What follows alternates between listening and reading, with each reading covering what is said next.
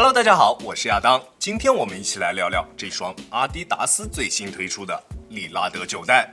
这2年阿迪达斯推出的篮球鞋在实战方面的表现都是比较不错的，像哈登8、米切尔6都是非常不错的实战好鞋。AE1 虽然在实战方面称不上特别棒，但是也绝对不算差，毕竟它还有着一个非常帅气的外观，对吧？所以我个人对于这双姗姗来迟的利拉德9代非常的期待。经历了超过2年半时间的打磨，按照道理这双鞋应该会有比较不错的实战表现，它也得有一个比较不错的实战表现，才能对得起等了这么久的粉丝们，对吧？但是它跟我心里的预期差的还是稍微有点多的。它的外观设计依旧使用了阿迪达斯这2年的家族设计语言，大面积的撞色设计，视觉冲击力非常强。但是说实话，把这4款今年阿迪达斯推出的球星签名鞋全都放在一起，利拉德9代的质感是最差的一双。你看看它这个袜套式的鞋舌跟80岁的当子一样软塌塌的。如果要给这双鞋的外观打个分，你会给它打几分呢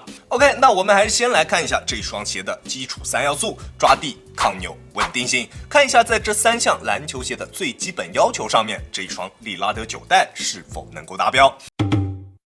大底的纹路使用了比较密集的小幅度人字纹，抓地的声音特别大，大底与地面摩擦时的音调非常高，绝对是音控党们的福音，并且它在抓地方面的表现也非常出色，不管往哪个方向移动，脚底下都不会出现多余的滑动。不过在吸灰控制方面，它的表现并不出色。虽然它的外底橡胶没有什么粘性，不是特别容易吸附灰尘，但是因为它在前掌的纹路布局有点过于密集了，尤其是在前掌内侧的主要发力点位置处，如果在有灰尘的场地上面打球，它的抓地力就会出现非常明显的下降，需要我们不断用手去擦着鞋底，才能保证脚底下有够用的抓地力。至于它的耐磨表现，打外场的兄弟们可能会比较失望。它的大底纹路看着确实挺深，但是粗度略微偏细了一些，而且在主要发力点位置处的橡胶也明显偏软。如果要用来打外场的话，我估计还是有点够呛。我还是更加推荐大家只在室内的木地板上面使用，好吧？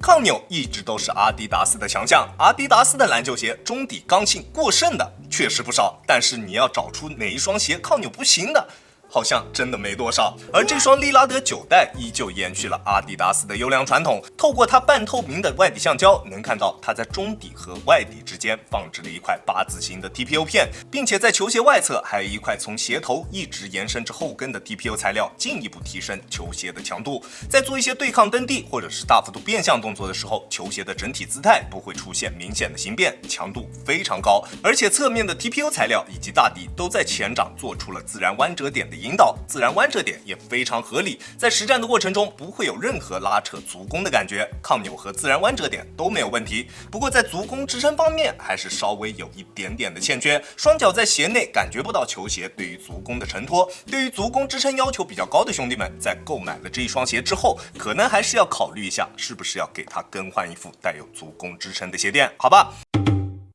而它的稳定性表现也是比较不错的，大底非常宽大，而且非常的平整。虽然在外形上面看上去依旧是这种现在比较流行的圆弧形大底，但是4周的弧度都非常的保守，基本上就可以忽略掉。中底的重心也比较适中，虽然它的缓刃材料明显偏软，在外侧也没有用硬质材料进行加固，但是它的大底面积足够的宽大，足以抵消这一些在稳定性方面的不足。穿在脚上的感觉还是比较放心的，在做动作的时候完全不会有什么后顾之忧，对于脚踝力量没有太大的要求。OK， 基础3要素它完成的非常棒，抓地出色，抗扭优秀，稳定性也非常不错。这3项就决定了这一双鞋的下限不会太低，绝对是可以用来进行高强度实战的。但是这一双鞋在风格化上面的处理我觉得差了点意思。作为一双利拉德的签名鞋，一双联盟全明星后卫的签名鞋，我觉得不应该是这样的。这一次利拉德9代的鞋楦略微有一点点偏宽，对于脚型的适配范围非常广，大部分脚型的兄弟都可以去选择它，宽脚也完全没有问题，并且像我这样脚型偏窄的兄弟们也可以去选择它，并且也能得到比较不错的包裹锁定。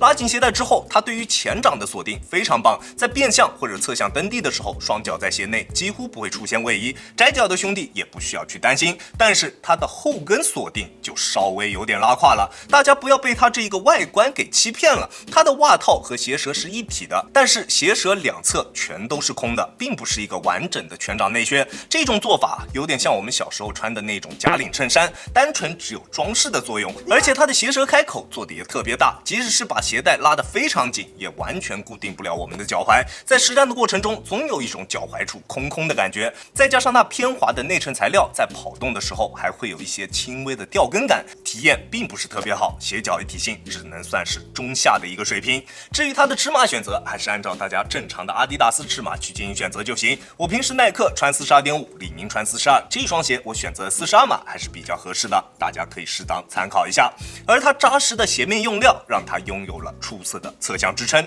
不管做什么动作，鞋面都可以很好的兜住我们的双脚。但是同时也给这一双鞋带来了2个问题：重量以及透气性。单支42码的利拉德9代，它的重量在400克左右，在数值上看上去好像并不是特别重，但是它不够出色的后跟锁定，让我们在穿上它去实战的时候，总有一种这双鞋好像很拖脚的感觉，体感重量并不出色。至于它的透气性，大家就不用多想了，跟哈登8没有太大的区别。虽然它并没有使用内靴，但是它的透气性依旧非常的糟糕。整一双鞋除了它鞋舌前段的这一片网眼区域之外，没有其他任何一个能够透气的地方。虽然最近我们这里的气温是有所下降，但是穿它打球还是非常热的，捂脚的感觉非常的明显。而它的中底对于打法偏外线的球员来说，体验真的不是特别好。中底的重心算是一个中等的高度，会更加接近于团队鞋的厚度，场地感表现比较一般。而且中底的 Light Strike 调教的非常软，后跟会有非常明显的踩屎感。它的后跟跟詹姆斯20代的后跟在体感上非常相似，如果你是脚感党，这种感觉说不定你会喜欢，真的特别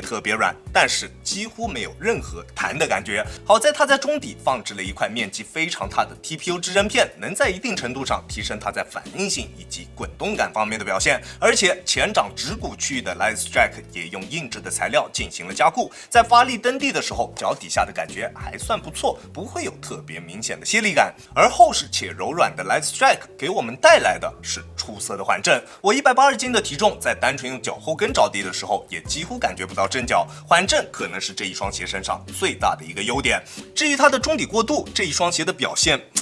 也不能说它差，得益于它这一块硬度不错且贯穿前后掌的 TPU 键，在正常跑动的时候，它的中底过渡还是比较丝滑的，并不会有明显的断层感。但是当我们在蓄力起跳的时候，它巨软的后跟在我们后跟触地的时候，它会一下子就把这一个力给卸掉，并且不会反馈给我们太多的弹性势能。它在接到这一个力之后，直接就给我们化掉了，不会转化为向前或者是向上的力。这种中底体验对于跑跳型的球员来说，真的非常的不友好。它的中底在吸震这一方面做的确实非常棒，在实战的过程中，以我的体重完全触及不到它缓震的极限，但是回弹效果真的是太差了。而且这一类过软的后跟也会存在着一定的伤病风险，在蓄力起跳的时候，脚底下一泄力，脚一软，就很容易伤到膝盖。大家不要觉得我在危言耸听当年汤普森受大伤就是因为球鞋的后跟过软而引起的。膝盖不好的兄弟们，我不建议你们去轻易尝试这一类后跟比较软的鞋款，好吧？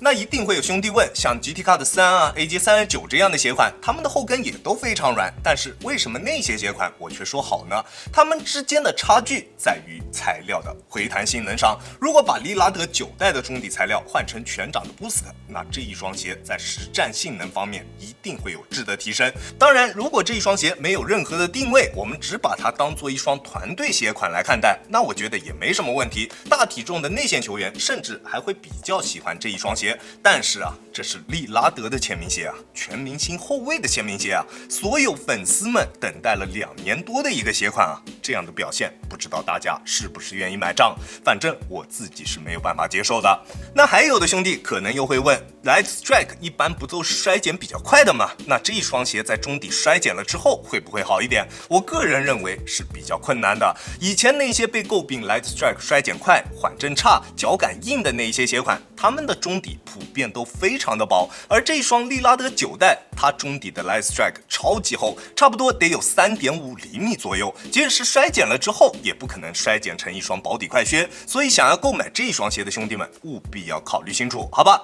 利拉德9代，如果我们抛开它的代言人不谈，就把它当做一双普通的团队鞋款，那这一双鞋的表现并不差。它有着比赛级别的强度、优秀的缓震、出色的脚感，还有着非常不错的稳定性表现。如果你是一个打法偏向于内线的球员，那这一双鞋说不定你会喜欢。但是作为一双联盟全明星后卫的签名鞋，这样的表现我无法接受。中底明显的泄力感以及较差的后跟锁定，都让它非常不利于跑跳，甚至它过软的后跟还会存在着一定的伤病隐患。说句不好听的，现在不管是哪个品牌，在300这一个价位段都能找到比这一双鞋好穿的鞋款。这一双鞋除了利拉德的忠实粉丝以及特别喜欢这一双鞋外观的兄弟们，其他所有的兄弟们啊，我都不推荐你们购买。它的实战性能，即使是跟那些比它低一个价位段的球鞋去进行比较，也没有太大的竞争力，好吧 ？OK， 这就是本期视频的全部内容了。再次感谢大家观看本期的洋洋球鞋。如果你觉得我的视频还有点意思，欢迎大家在各大平台搜索洋洋球鞋找到我，记得要点击关注哦，这会对我有非常大的帮助。好了，那我们下期视频再见吧，大家有空来做 ，peace。